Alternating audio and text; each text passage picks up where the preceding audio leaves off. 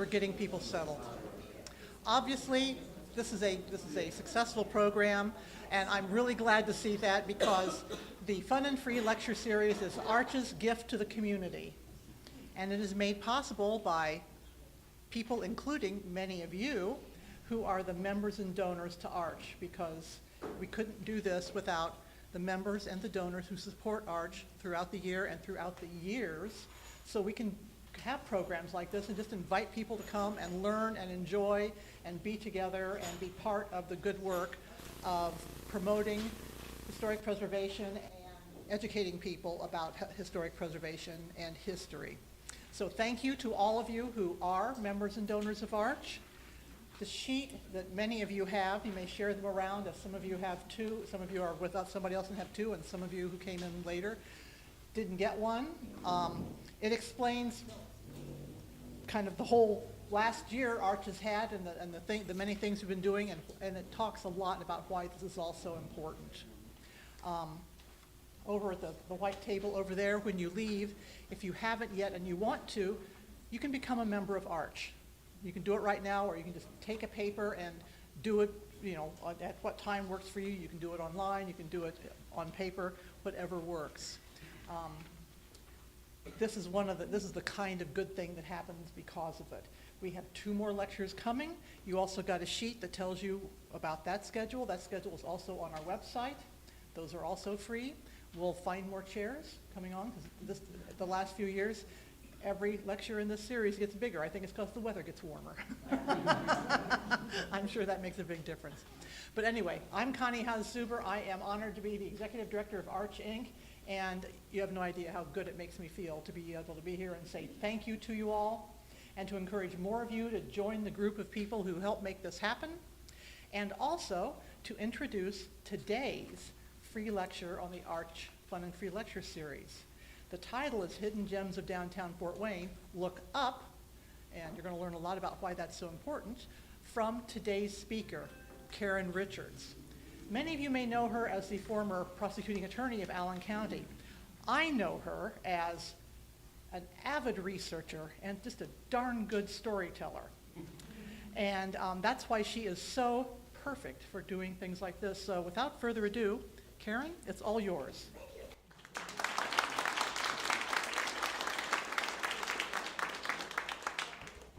All right, we've been playing with the microphone, so I'm hoping this picks up. Is this good? Can people hear? All right.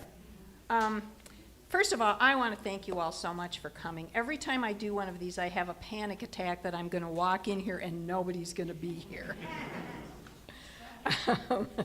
And also, before I start, I'm doing the May lecture. I'm doing a lecture on Sears kit houses. If any of you live in one or know somebody that lives in one, will you please come up to me after this is over? Because I would like to get inside a couple of them. I have heard that there are various ways that they mark beams in the ceiling and all kinds of other fun stuff. And if you've never been to one of my lectures, I go kind of crazy on pictures. And so I'd like to get pictures of that stuff. So if any of you have an in to get me inside one of those homes, I would really appreciate it. So anyway, thank you again. As I go through this lecture, I got some really wonderful photos, and some of the reasons I'm showing you some of these old photos is just to remind you about how important historic preservation really is. You're going to look at some of these photos, and the loss of fabulous architecture in this town, to me, is just mind-boggling. We had some incredible buildings that we no longer have, which is why, if I remember, I will tell you at the end of talking about some of these buildings if they're either on a local historic district or the National Register, because that does give them some protection for the outside of the building. So without further ado, this is Hidden Gems of Fort Wayne, and my tagline, I always have to have one, is Look Up. So, downtown Fort Wayne, I've worked down here my entire adult life, and it is home to some fabulous buildings.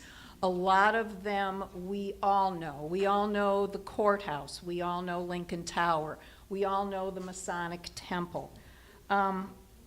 But the problem is, given how we get around these days, which is usually by car instead of by foot, our view is really limited to what's on the first floor. So what happens is you drive through downtown and you really do miss the hidden gems of downtown architecture, because most of these things are located above eye level.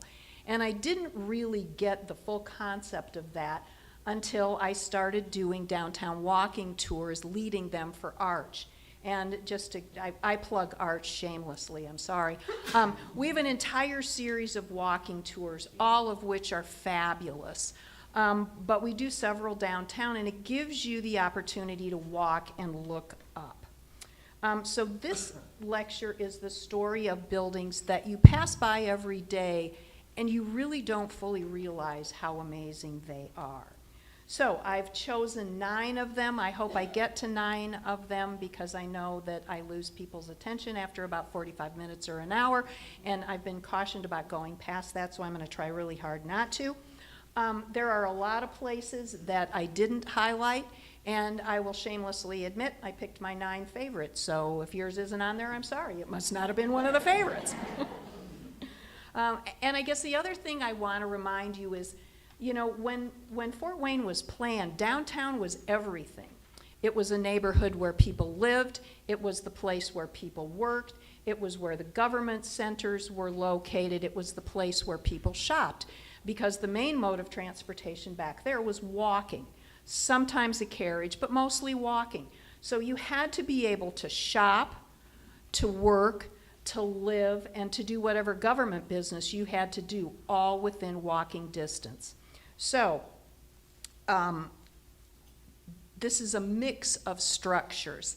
And before I start, I say this every time, and it is true, it takes a village for somebody to do a lecture. And there are 4 or 5 people that always help me out, that without them I could not do this. I am a technological moron, and the only way I can create a PowerPoint is to endlessly bother my other half, Bruce Kingsbury, who is a saint. But I also, for content, want to thank Connie from Arch. A lot of this material comes out of their files. But for photographs, Randy Harder, Krager Smith, who is not here, and Craig Leonard are, I could not do a lecture without them, and I thank them every time, and from the bottom of my heart, I love you guys, you're fabulous. I get more good stuff from you, so don't think I find all this on my own. I don't. I also want to thank the Journal-Gazette and News Sentinel archives, and I also get a lot of photos out of the Allen County Public Library digital collection. So they hold some fabulous photographs too. So I arranged these buildings in chronological order because I think it's nice to see how the city grows, their growth patterns, and also how building styles change over the years. Things start out to be relatively simplistic, and by the time we get to the end, buildings are much more complicated, much more ornate, much more amazing. So, without further ado, this is Hidden Gems of Fort Wayne. Look up. This is the Edsel House. William Edsel was one of the earliest residents of Fort Wayne. Lovely photo of him and his wife. I'm sorry, this was the best copy I could get. But he came to Fort Wayne in 1824. He first worked as a surveyor on the Wabash and Erie Canal. He later became an Indian trader and a merchant. And just to paint the picture of Fort Wayne at this particular time, this was a time when Fort Wayne's population was about 2,000 people. The fur trade was booming, and the Miami Indians had not been forcefully removed from their ancestral grounds and shoved to the west. So, Edsel made and lost fortunes, many over the years, but when he had a fortune, in 1839, he built this house at 305 West Main Street here in Fort Wayne. The house is a combination of Federal and Greek Revival styles. One of the things that I want to point to you in this style is these homes are usually either square or rectangular. This house was rectangular, but they're big on symmetry. So look at the house. It is perfectly balanced right to left. There are the exact same number of windows on both sides. The door sits in the middle. The chimneys are on either end. This house was built as a two-story originally. There would have been 2 rooms on the first floor and 2 rooms on the second. So on the first floor would have been 2 parlors, on the second floor would have been 2 bedrooms. It was built on a raised foundation, and the basement may have contained a kitchen. I am not sure if they used that as a kitchen or if they had a separate kitchen in a separate building behind the home. But it also had a central stairway. It is, and let me show you just a couple of details. Here's the original door, very, very, very simple. This is the side, and the only reason I show you this is when you see this house, this rear is not original to this home. I mean, these homes were not real big. This addition on the back is newer. I don't know when it dates, but you can see from the side of the house that this was a rectangular shaped house. I love these. I got them out of Arch's files from the News Sentinel. This is a really, really old drawing, and the arrow points to the Edsel house. This is, I do not have a date on this, but it's a very early drawing of downtown Fort Wayne. This is actually, I believe, 1856 and comes from the News Sentinel. And again, if you look to the little arrow, you will see where the house is. And Connie, I forgot to get your laser pointer. Do you have a laser pointer? Anybody have one? Anyway, if you look down, and I'm not going to walk in front of you, you can see where the Wabash and Erie Canal was. And I thought that was interesting to point out how the city was built so close to the canal. Anyway, as you're looking at the style of this house, I think it's really interesting to compare other homes built at the same time because of how identical they look.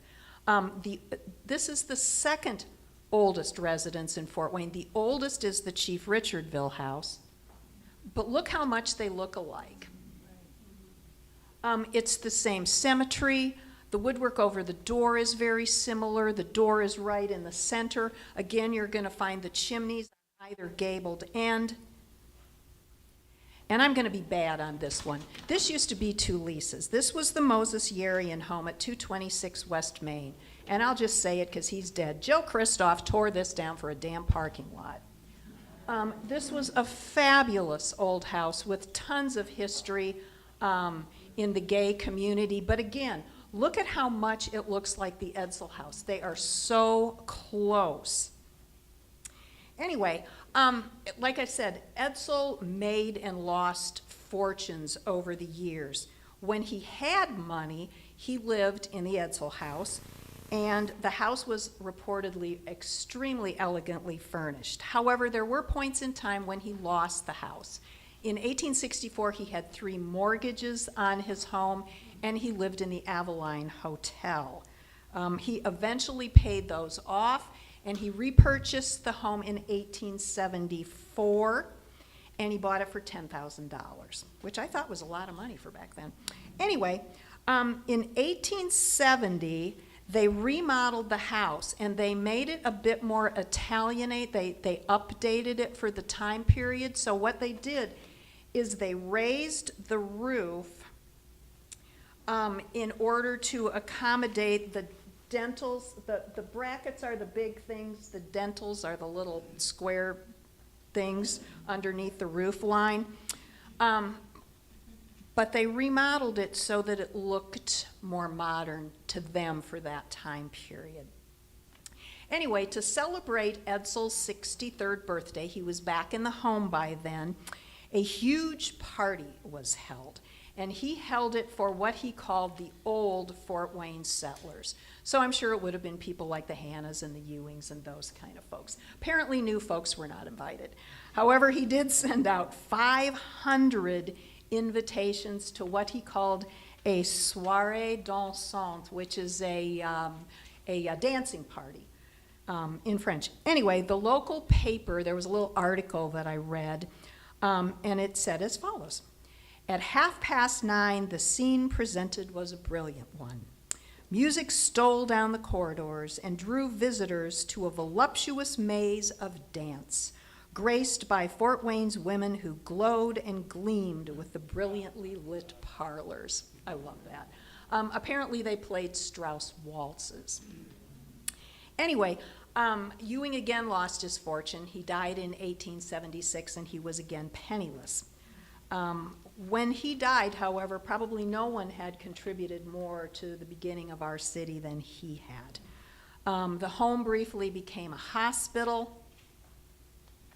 It then, and I know this isn't a very good picture, but this was as good as I could get.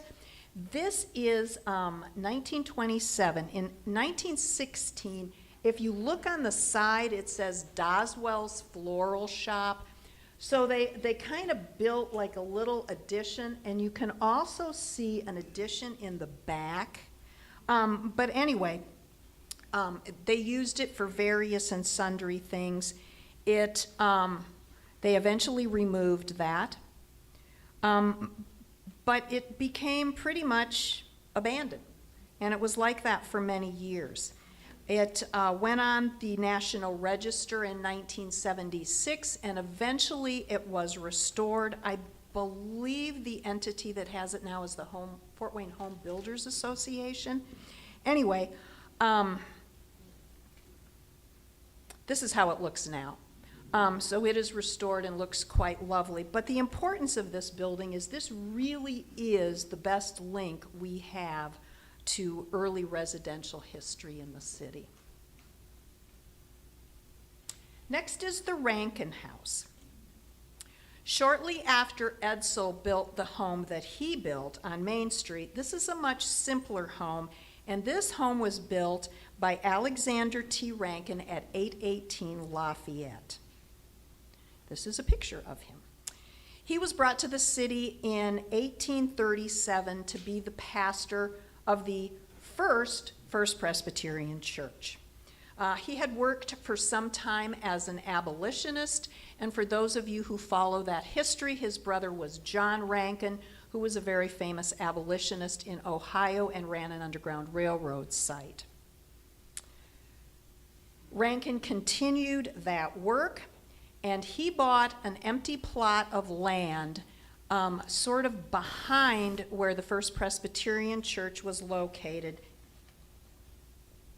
and built not exactly this house.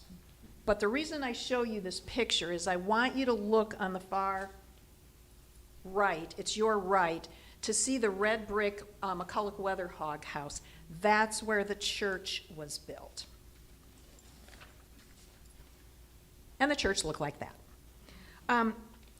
The area between the house and the church then became a public commons. But anyway, in 1840, he built a 2-story brick plaster over lath house. And the style again is Greek Revival.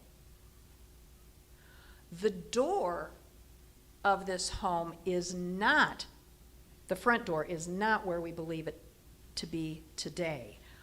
The original front door was most likely the back of the building, and this is the original building, was on the back of the building, and we think it's on the back because it would have faced the church and faced that public commons. The only other place that the door might have been is on the side, because there's a door on the side as well. Anyway, for those of you who have ever been in this house, there is a strong possibility that this house was also linked to the Underground Railroad. If you go into the, I don't know if I can, if you go into the room that you walk into when you walk into that back door, there is a trap door in the floor that could easily be held by, or covered up by a carpet, and when you go down into the basement, there is a half wall there. And there is some speculation that this also was a stop on the Underground Railroad. Anyway, I would bet, and I got this from Connie, that almost 30,000 cars pass by this house every day. And I will bet you I can count on one hand the people in this audience that know that that is not one house, it is two houses. The green frame house that I'm showing you is not original to that site and was not the original house built there. That house at some point was moved from a location that is still unknown and slapped onto the brick house that Rankin had built. The green home is what I would call a hall and parlor style house. There were either two, maybe three rooms, Connie? Three? So that the front hall would have been much more like your public space, and the other two rooms would have been like bedrooms. So it was a very tiny house. But it's assumed that this house was put onto the side or the back of the original brick house because they needed more room. But it is a mystery as to when that happened or where this house came from or who owned it. Anyway, after the Rankins lived in this house, it was occupied by several other families, one of whom was the Mayer family, who had the distinction of selling the first ice cream sold in Fort Wayne out of their store on Calhoun. The home became a local historic district and fell into disrepair. And you might want to know, and I'll just show you on this photo, you might want to know why this is not two houses. Well, it's pretty easy to see. If you look at the top of the roof line on the greenhouse, it doesn't at all even come close to matching the line on the other house. And I tried to show it in this. I'm not sure how great a job I did. But the greenhouse is actually, I think, 2 inches on each side bigger than the brick house, so they don't even meet on the sides. Anyway, this house became a local historic district in 1984, and eventually, when the back wall was falling off, of course, it was donated to Arch in 2004, and it is now our home. So if you ever want to look at the inside of this house, it is Arch's office. Next is the Canal House. And this is a house that I really consider hidden in plain view. It is located on Superior Street, which was originally called Water Street. It is across from the jail, and it is the oldest surviving commercial structure in Fort Wayne, and the only building that remains that has a direct connection with the Wabash and Erie Canal. Stonemason John Brown came to Fort Wayne from Glasgow, Scotland, which is also close to where my family is from, in 1847, and in 1852 he bought this empty plot of land and he built himself a residence and stone warehouse. The house originally faced the canal, and on the very top, if you sort of look on the left, you can see the raised railroad tracks. That is where the canal stood. The canal stood where those raised railroad tracks run through downtown Fort Wayne. And the house originally faced the canal. So again, this would have been the front of the house, not the picture that I just showed you. I must confess I have no idea where the ugly wood on this came from. I know it's not original, that's all I know. Anyway, this is where the front door would have been.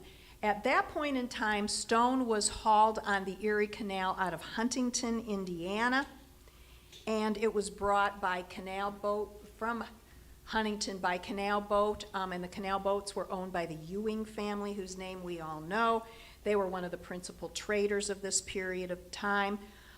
There is a huge variety of lintels under the windows, and if you look really closely at this building, I know this didn't turn out great, but what I was trying to show you is the stone is not uniform.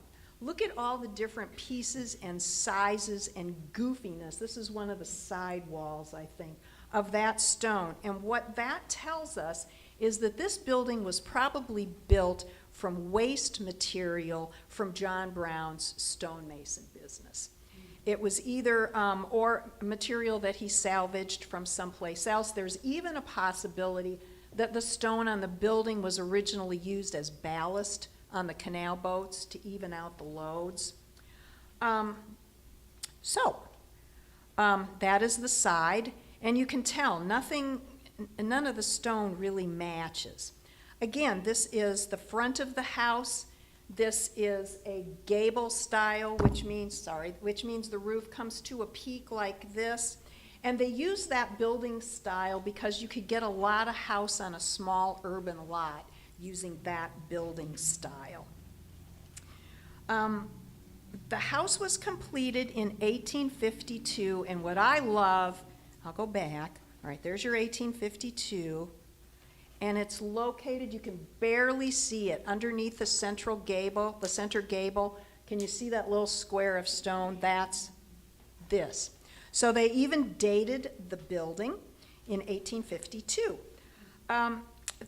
The canal, for those of you who don't know, was started in approximately 1832 and eventually ran, at least the part that we used that ran through Fort Wayne, went all the way from Toledo to Evansville, which was, by what they tell me, 468 miles, which was a huge feat for something that was all hand dug. The first floor of the building, the floor itself, would have been flagstone. The floor on the second story would have been wood, and it was basically built with 2 large open rooms on each floor. So it would have been used as a warehouse and a workshop for shipping and receiving stone, and it was used like that until about 1862. That's some of the bracket work under the eaves. And this I love. This, if you really have to get close to see this. This is over the front door. So incised in the limestone, and you can't really see the J, but there is a J brown in the limestone above the front door.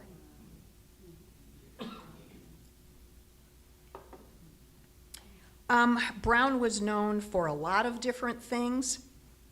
Other than making this, he was involved in the first Bar Street Market, and he apparently became the owner of the first steam-powered grist mill in Fort Wayne, which was located somewhere on Maiden Lane, probably in the general area of that Moses Yarian house that I used for comparison purposes on the Edsel house. Anyway,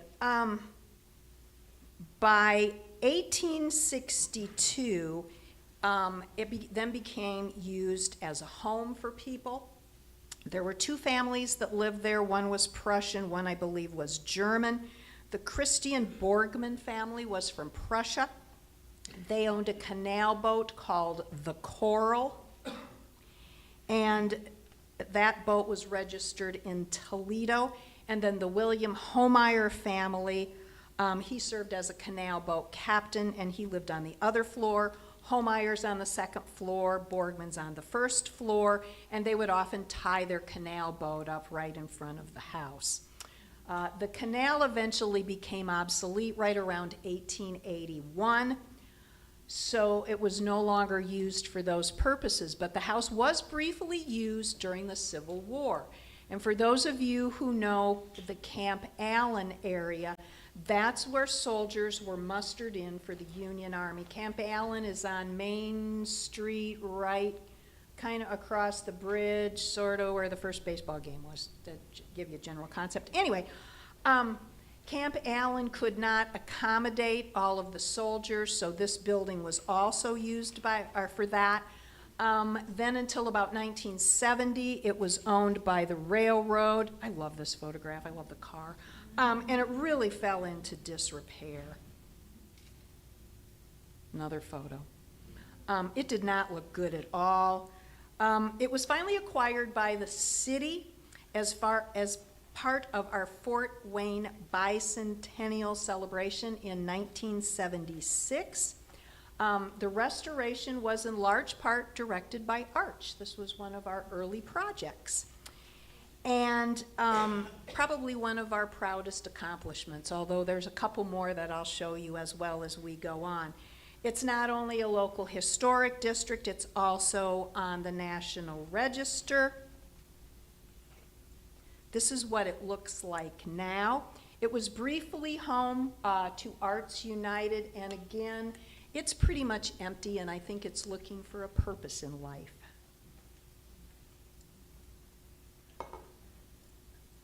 All right, this is my favorite. I can't help myself. This is the McCulloch Weatherhog House.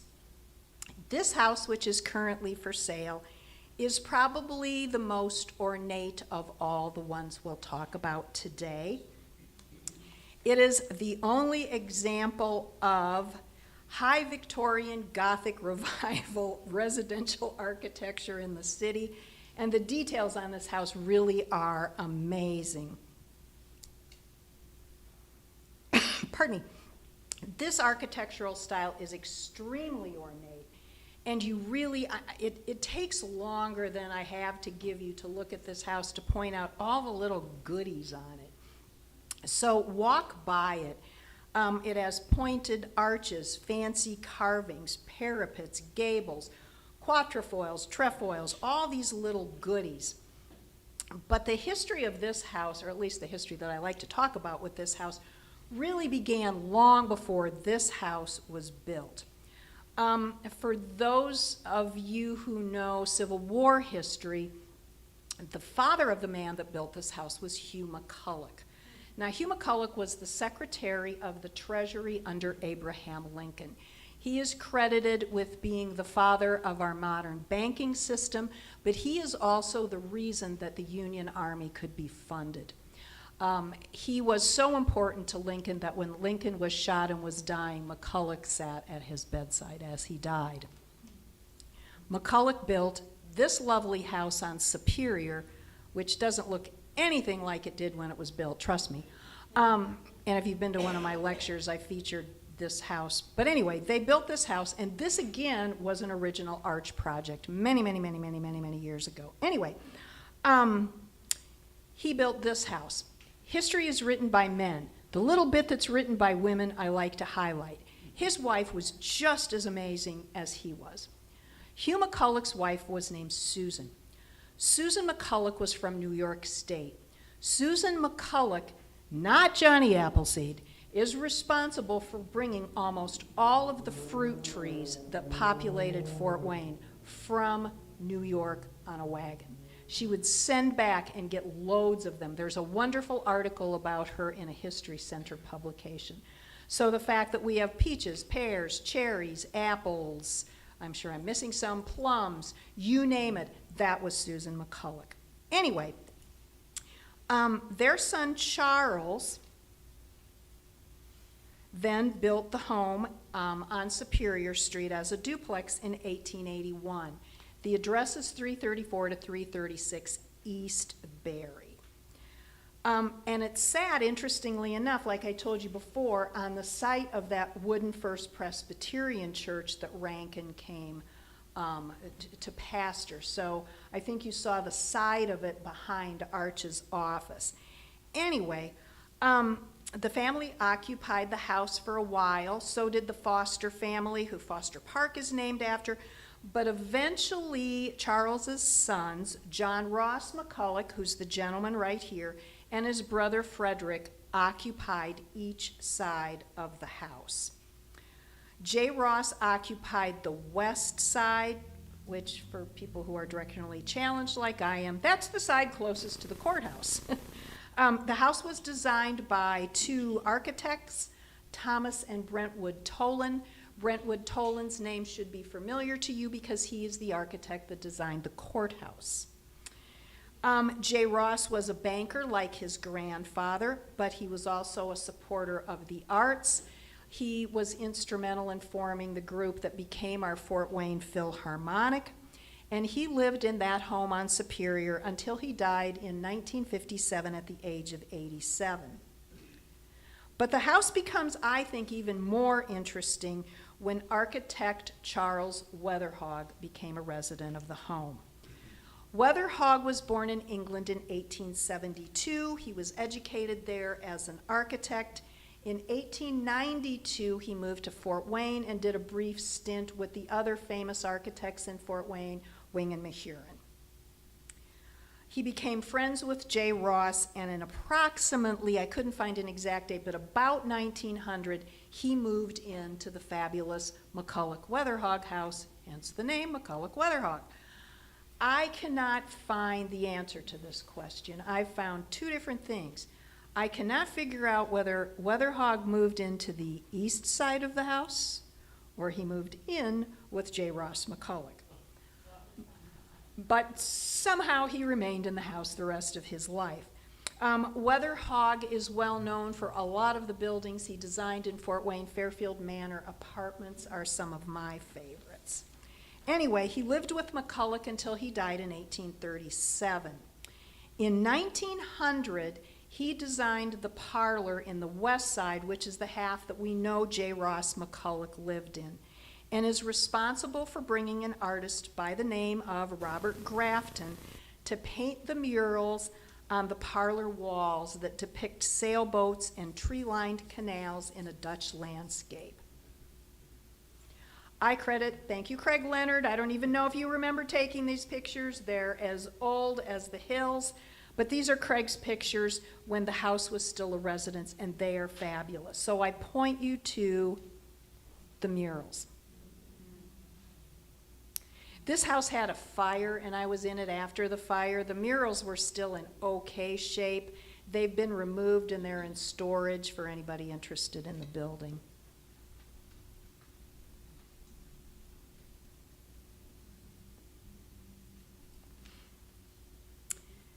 Anyway, neither McCulloch or Weatherhog ever married, so there were no McCulloch descendants for this house to go to, so the house passed to their niece, a woman by the name of Betty Hiscox, and that's what happened to it.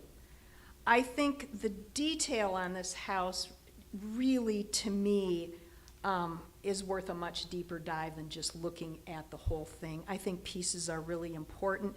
And again, this is another one of those things that when I tell you to look up, this house is a perfect example. First of all, this house was built as a duplex. So each side was identical. There were double front doors, and each door led to their separate part of the house.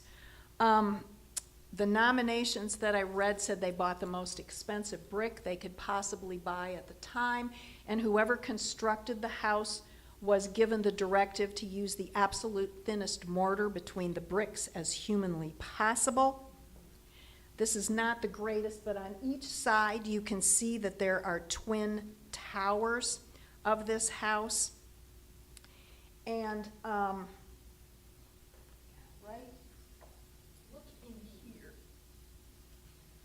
on both sides. That's called a parapet.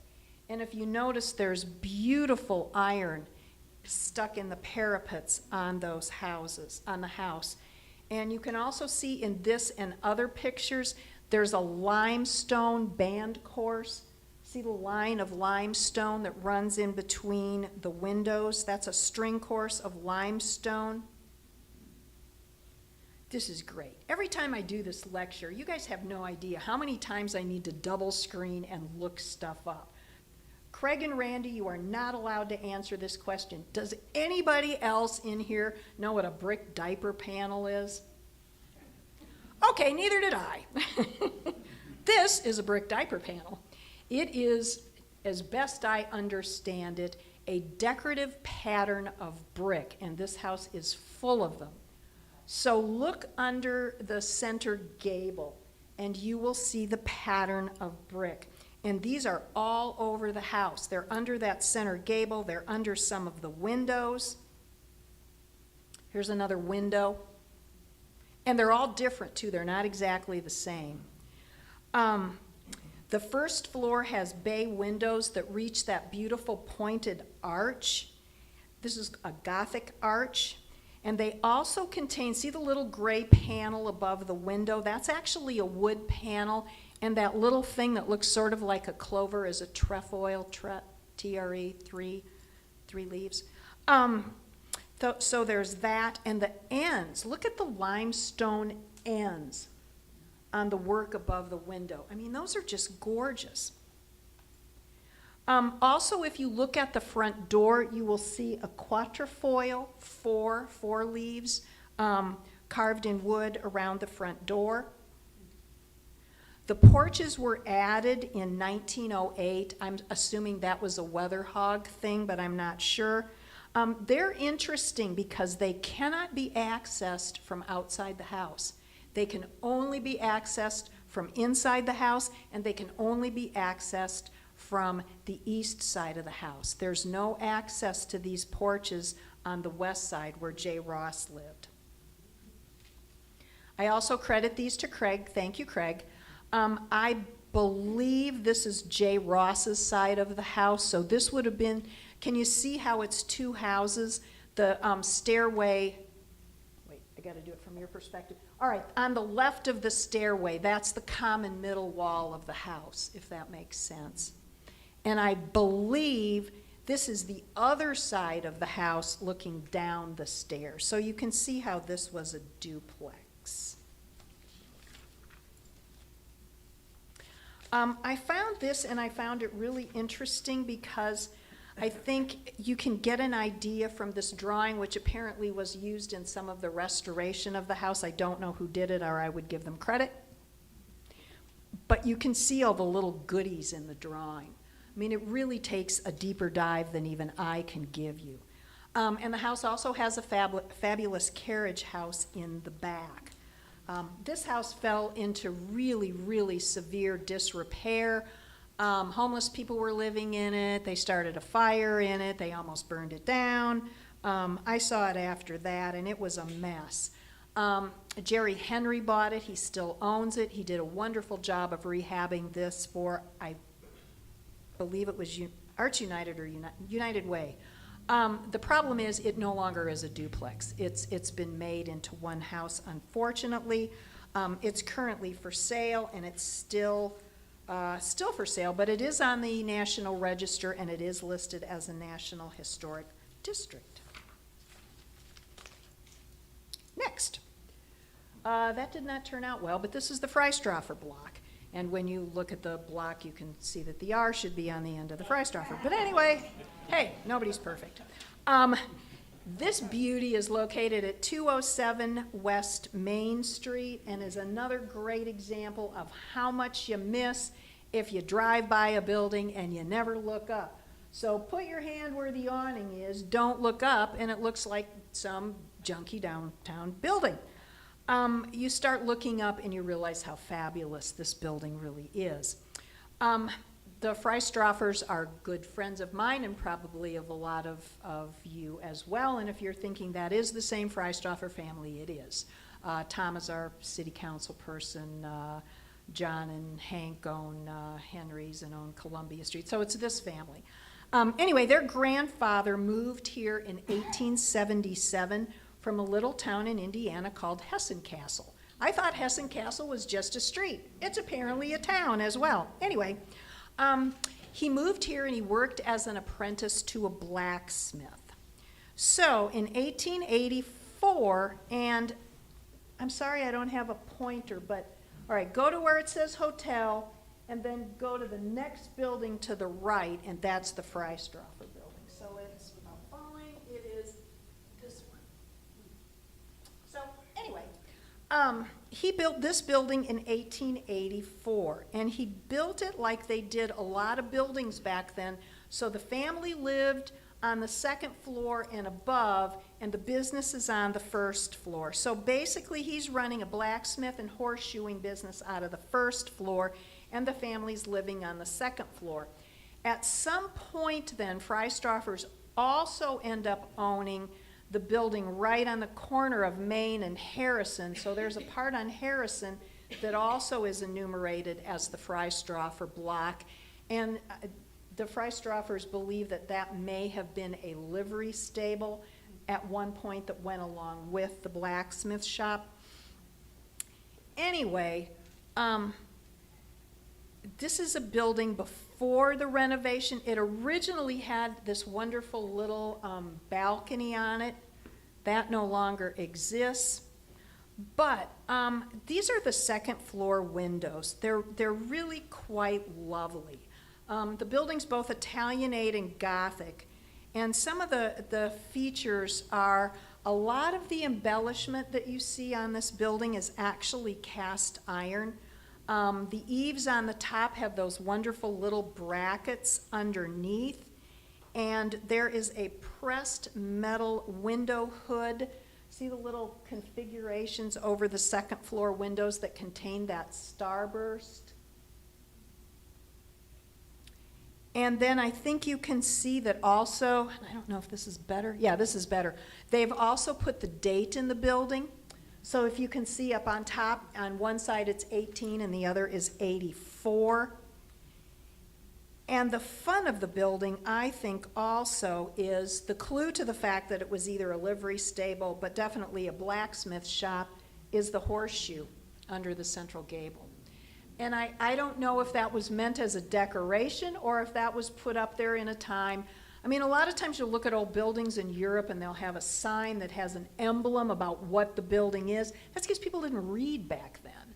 People didn't know how to read, so they would look for things and they would look for a symbol that went with what they were looking for. So the horseshoe clearly denotes that you can either find a horse there, get your horse shoed there, or something of the like. There's another little picture. It's interesting too because this is the side of the building. Can you see the shadow of the former window? So at some point there was nothing next to this building. Anyway, the Freistoffer family lived on the second floor until about 1890. Then Lakeside was actually the fashionable neighborhood then, and they moved to Lakeside. After that, eventually that first floor became a bar and was a bar for quite some time. And eventually Stoners bought it. They hired architect George Morrison, who had a partial old photograph of the building, and he's the one that then restored the building, and now it looks like this. And it's pretty good with the exception of where the balcony, and you can see the shadow on the building as to where the balcony would have been. This again is one of my favorites. This is a fabulous, funky old building called the Mordhorst Oriental Drug Store. I'm going to... You never remember everything.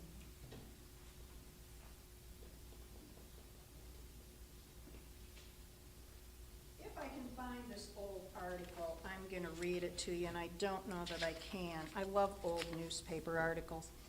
Anyway, in January 1886, when this little gem was built, there was an article in the Fort Wayne Sentinel, which I have unfortunately, oh, there it is, that was written, and this is how it described this building. And I love old writing styles. And come on, how fabulous would a drugstore have to be today to get an entire page in the newspaper about the drugstore? So I'm not going to read the whole thing, I promise, but little snippets are good. Anyway, it says, Aladdin's Palace is like the Oriental drugstore that opened yesterday. There is nothing in the West to compare to it. So this is the description. There was but one opinion, and that was grateful surprise. The dazzling splendor of the interior rivals anything in Chicago, St. Louis, or other western cities. The general design is Moorish. Above the principal window, which has been turned into a conservatory of flowers and is made kaleidoscope by reasons of beautiful pockets of goods revolving upon a great wheel. Doesn't that paint a wonderful picture? The glass in the front door is marked in lines of Moorish design. The floor, and I'll get to this later, is made of encaustic tile, and the designs are wrought with the rarest taste. I love this little piece. In the rear, there must have been a fake fireplace. The enchanting little fireplace deceives most callers. There are brass andirons covered with pieces of terracotta resembling pieces of wood. I love this. Asbestos is scattered above the flames of many gas jets, and it lets it through, and the flames go through holes in the asbestos. The effect is to redden the asbestos, this must have been healthy, into the cleverest counterfeit of live coals imaginable. It had a brass newel post and ornamental stairway that led to the second floor. I like this part too. And it had a patented safety elevator. I like this.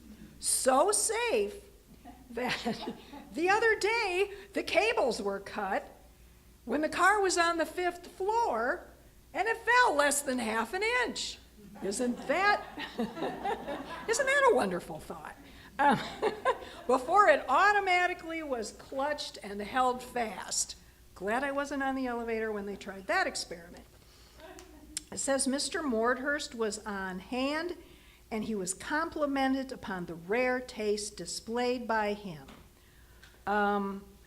Talks about all of the things that are going to be supplied. I like this part too. There was such a segregation between what you were allowed to do back then.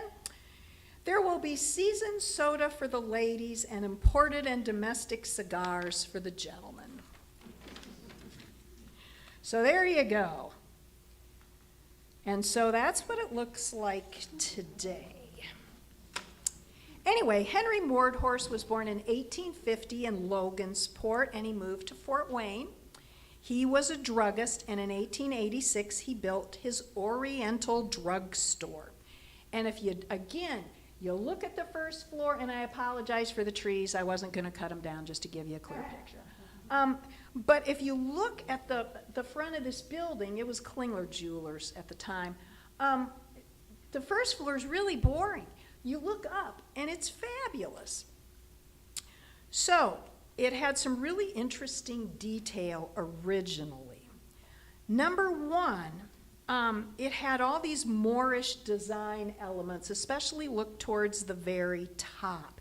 It has a metal cornice up there and 2-story bay windows. The bay windows were originally long and tall, but the main floor was built of, or was laid with encaustic tile. Again, I had to look this up. You know what encaustic tile is? Well, it's a really, really, really expensive way to make tile.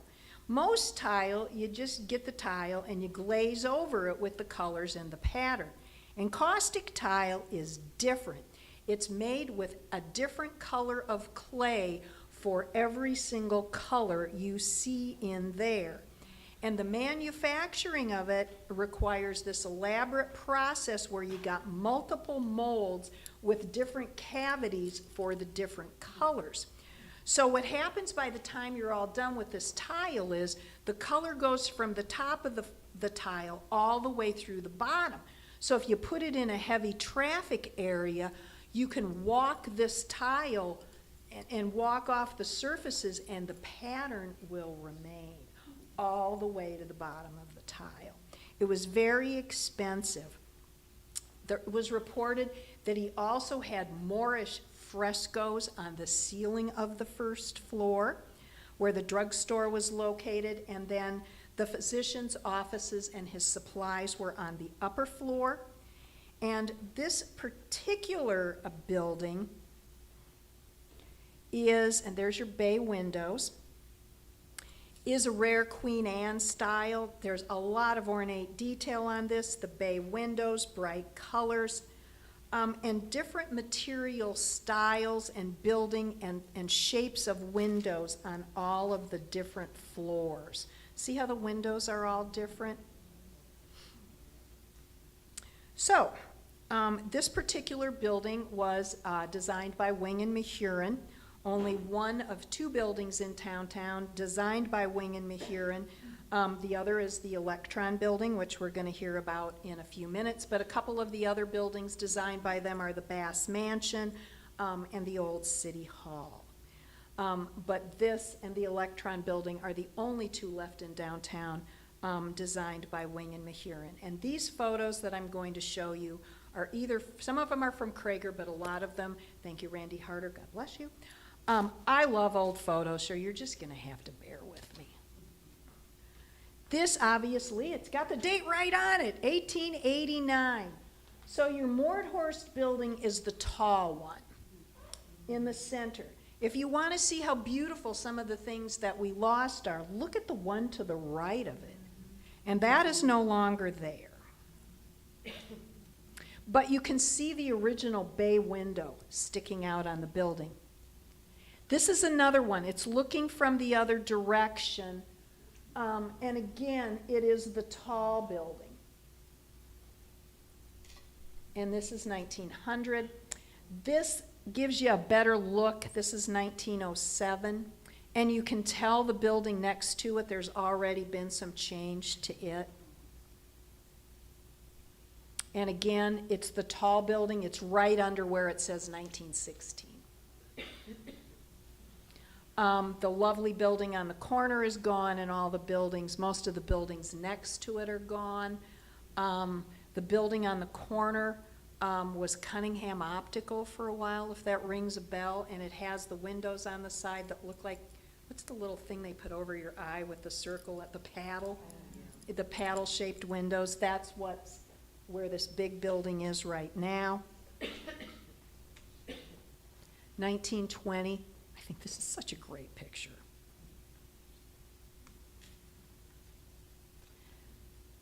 Anyway, by the time this is taken, the windows are gone. You see the bay windows, now it's flat, and those bay windows have been replaced at this point. They're eventually replaced by some really ugly glass tile. If you look, what's the best way to see it? It's right past like the Thrifty. Let's see if I got a better one. Here again, you can see it. It says Cottons on it, I think. It's right. It's right here.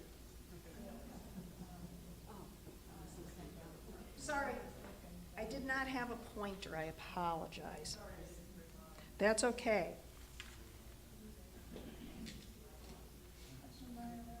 And again, there's another one. And the building is almost all the way to the end, the tall building with the two little wooden toppers on the corners. But this is how it looks today. They used a facade grant to replace the bay windows, which is great. And in 1997, the building became a local historic district. And you might ask what happened to Mordhorst. He died in 1928 at the age of 78. The building now has new owners, and we're waiting to see what becomes of it. This is the J.C. Peltier house. This is the house that Undertaking built. But the history of this house is really a lot more fascinating than just this. This gentleman is the direct descendant of either the first or one of the first white children born in the original fort. His grandmother was this woman, Angeline Chapiteau. She was of French descent. She came to Fort Wayne in 1804 at age 17, and she led a remarkable life. She was favored by the Miami Indians, was a peacemaker between the white settlers and the Miami. She apparently had, not in this picture, but originally, had really brilliant red hair, and her name was Golden Hair, and she was adopted as a member of the tribe. She gave birth to a son, Louis, in 1814 or 1815, and their house was most likely located right outside the gates of the fort, about where Three Rivers Apartments are today. It's believed that her husband, Peltier, came from Detroit in about 1787, and she died in 1876. But her son, guy with the white beard, This is 4 generations, and if you ever go to the courthouse, the scene on top is the relief that's in the courthouse showing her arrival in a pirogue, the canal boat, or the little boat, her arrival in Fort Wayne. Anyway, Lewis began and had this odd fascination with undertaking that began when he was accordingly about 10 years of age, and at age 12 he made his first coffin. He made his first coffin for Chief Matea, who was the chief of the Potawatomi tribe. And he eventually began his own undertaking business. This is the man that built the house, J.C. Peltier. But this is a great photo of their undertaking business. Sorry, I love photos. Another one. But anyway, he then ended up with a mortuary business. And according to everyone, the Peltiers went to great length to please their customers, even becoming fluent in German so that they could speak with their living customers. Obviously, they didn't need to speak to the dead ones, but Fort Wayne was mostly German at that point, so they had to be able to talk to people about coffins, so the whole family learned German. Anyway, it allowed him to build this lovely home, which is actually right next door to us. 435 East Berry is right next door. And I want you, as I go through these photos, all right, look to the right of your photo. This building is not there. There's another house there now. And I want you to look at the front window, too, because the front window had a completely different treatment than it does now. Anyway, his success allowed him to build this house, which is interesting because the house would have been just blocks from where his grandfather would have been born outside the fort all those years ago. This house, again, is designed by Wing and Mahurin. It's a combination of Queen Anne and Romanesque styles. The house, it's now painted brightly, but the house was originally brick. See the front window?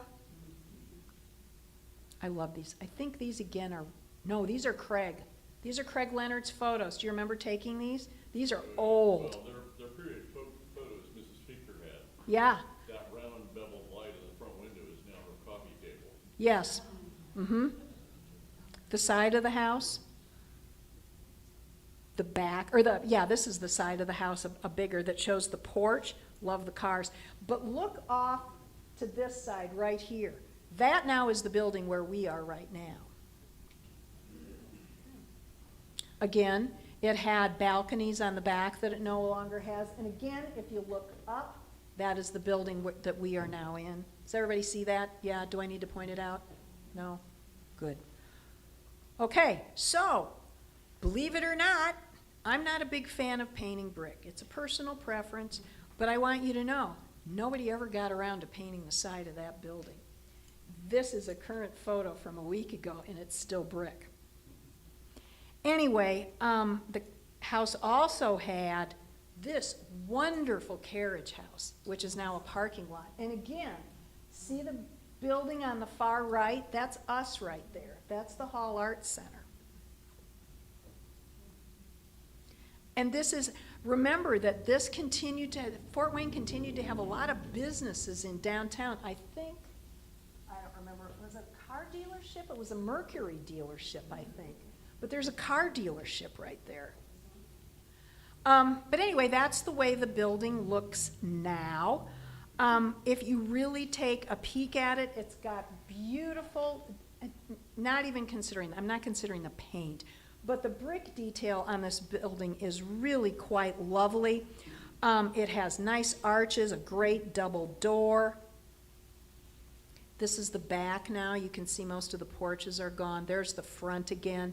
And look at how different the front window is. And it's now home to, and has been to a business for quite some time. This is Connie's favorite. This is the Electron building. This is a Beaux-Arts building and is not the first building to have been located down the street at this address, which is 215 East Berry. Fascinatingly enough, this is what was first there, and it opened in 1870 as the Rink. And I believe the Rink is not this big tall building, it's that little short white one next to it. And the rink was the city's very first roller skating rink in 1870.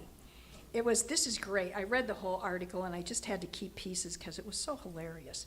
So the facility was billed as a source of entertainment based on, and I quote, high moral grounds where respectable people may meet, end of quote. So there was something very respectable about that back then. Anyway, by 1873, it was in debt. It was sold to meat packer Fred Eckert for $23.78. Then in 1978, it reopened, and the building held the Academy of Music and apparently hosted some of the best comedy and variety shows around. Then, and I do not have an original when this was Jenny Electric. I could not find one of those photos. Again, thanks, I believe, on these to Randy. In 1895, the Jenny Electric Company built the Electron Building. Get it? Electric, Electron? Yeah, there you go. Anyway, they built this building as their corporate home. And for those of you who want to know why Jenny Electric rings a bell, it was just 2 years after the building was built that Jenny Electric attached 17 arc lights to the fencing around a baseball field in Fort Wayne, creating the first night baseball game. Anyway, this building is a combination of Beaux-Art and Romanesque architecture and is the other commercial building in downtown Fort Wayne designed by Wing and Mahiran that is still standing. The building is symmetrical, as you can see, which again, it looks exactly the same on the right as it looks on the left. One of the nice things are the rusticated arches, and when I say that, I'm talking about this right here, and all rusticated means is it means that it's a rustic. It's kind of a rough-hewn stone, and that is in contrast to the rest of the building, which is then smooth stone.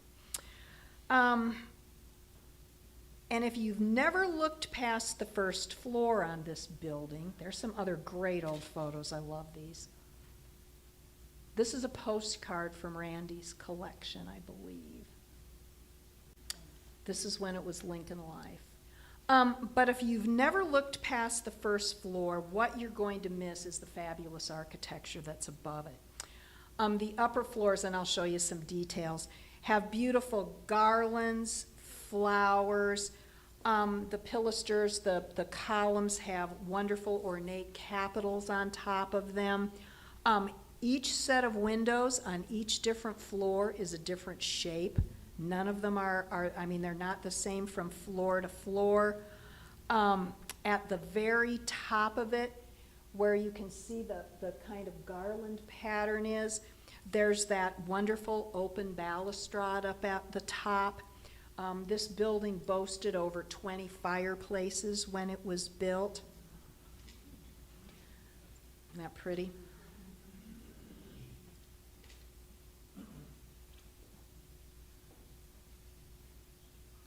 And there's detail everywhere. I mean, it's below the windows, it's in the middle of the windows, it's above the windows. I mean, the detail is huge. So it's even here, it's here.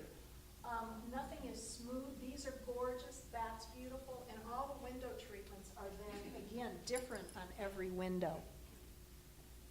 Isn't that pretty? And you can see the capitals then on the top. And there's your center. Isn't that gorgeous?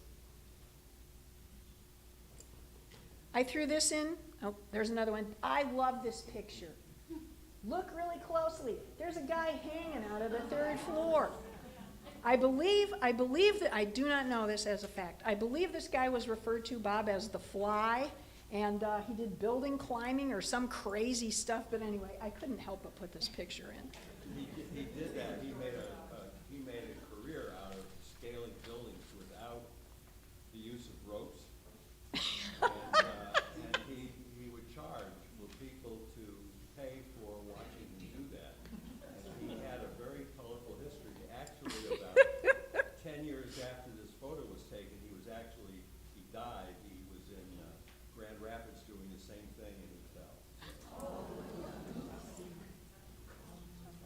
I love this photograph. This is I cannot date this photo, I'm sorry. But this is some kind of downtown celebration with the building on the side. I find that much very pretty. But anyway, the principal owner of Jenny Electric was Ronald McDonald, not the same guy from McDonald's. But again, for those of you who know West Central, this is his home in West Central. It was also designed by Wing and Mahurin. And the Electron building is really distinguished by the number of things that it held over the years. For a brief period of time from 1898 to 1902, it served as the courthouse while ours was being built. It served as the public library in 1904. In 1912, it became home to Lincoln Life.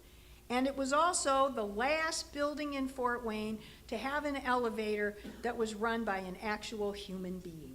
So it had an elevator man. Fast forward, the building was purchased by Bob Walters of the Barrett McNagny Law Firm, and in 1986, they completely restored the building in order for the law firm to move in. It's my understanding that the architects found the original plans for the building and tried to incorporate a lot of the details inside to match what was originally there. The building became a local historic district in 1984 and continues to be the home of Barrett McNagny. Last but not least is the Knights of Pythias. So, my first question, of course, in doing this was, what in God's name are the Knights of Pythias? You know, inquiring minds had to know, so I looked it up. And it was really kind of interesting. So the Knights of Pythias is a fraternal organization, which obviously means it's only men. It's a fraternal organization founded in 1864, so a year before the end of the Civil War. And the whole purpose of this organization was to find a way to unite the North and the South. I thought that was really cool. So the lessons and the rituals of the Knights of Pythias are apparently founded on a play written in 1564 called Damon and Pythias. And I read a little thing about the play.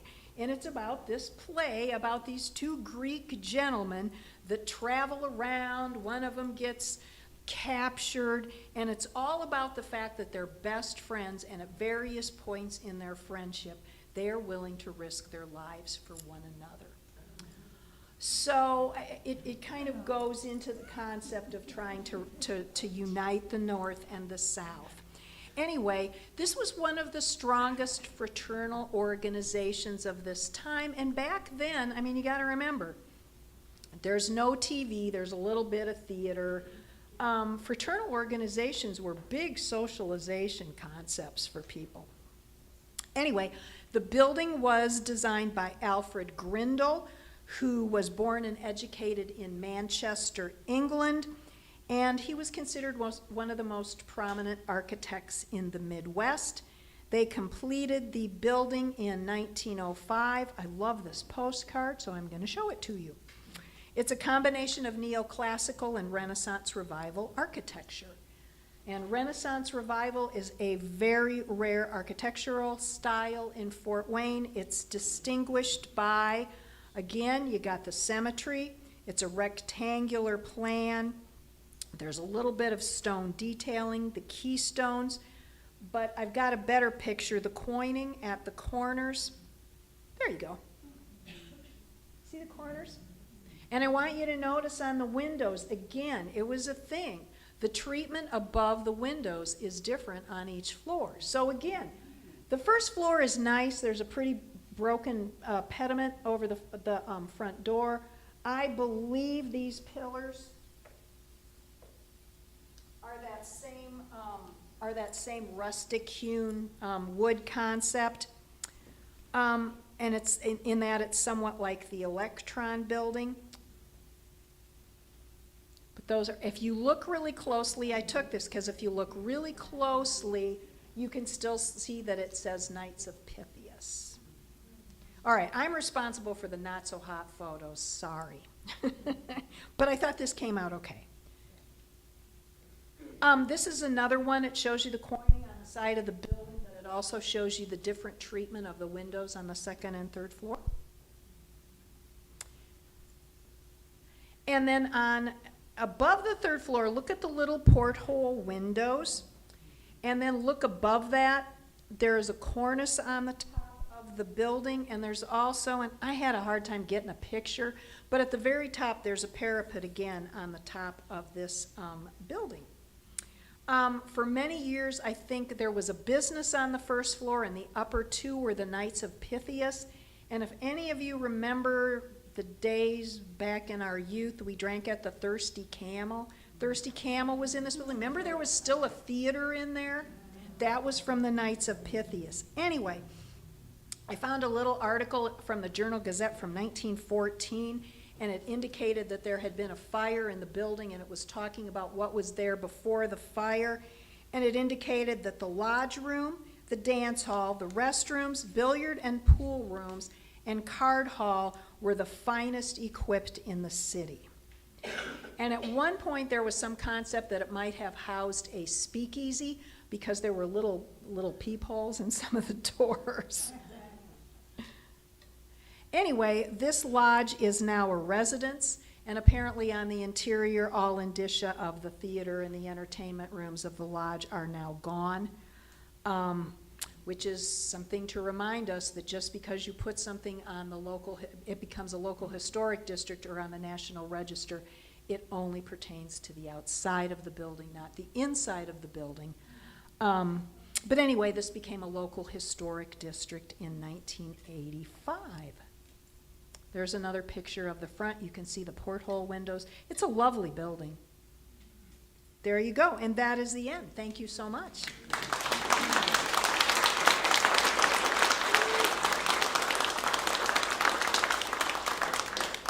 Anybody have any questions, need anything, want anything? Yes, ma'am. Is there anything that protects the inside? No, there is not. And I will again, one of the reasons I throw the old photos in is so that you can see how much we've lost. And being a shameless proponent of historic preservation, the work that we can do at Arch is only limited by money. And we would really love you all that enjoy our lectures to pick up what we've put on your seats and think about becoming members and think about coming to some of our for-pay programs. We've got a wonderful house tour this summer. We always have walking tours. And some of the walking tours, if you amass enough folks, we would be willing to do them for groups of you. I just, you know, when we do them, I just want to make sure, I don't want to do one for one person. I really like more people than that, but we'll be glad to do that for you too. Anybody else have any questions? If you have any, yeah.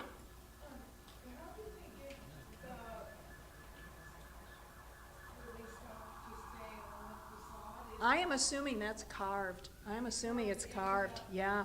Bob, do you know, is that part of the carved stone? It's not adhered to the building. I'm sorry, I didn't hear that. Is all the detail on the Electron building, that's not affixed to the building, that's original to the, carved. yeah, it's carved in the stone. Yeah, that's why all of these things are so fabulous. This stuff is all hand carved. That's why, I don't know if any of you know artist Carrie Schaefer. He's one of the only people in the United States, and he lives in Fort Wayne, that still has the ability to do that kind of carving. It's very rare. Yeah, they don't make stuff like that anymore. All right, thank you all again. I really appreciate it.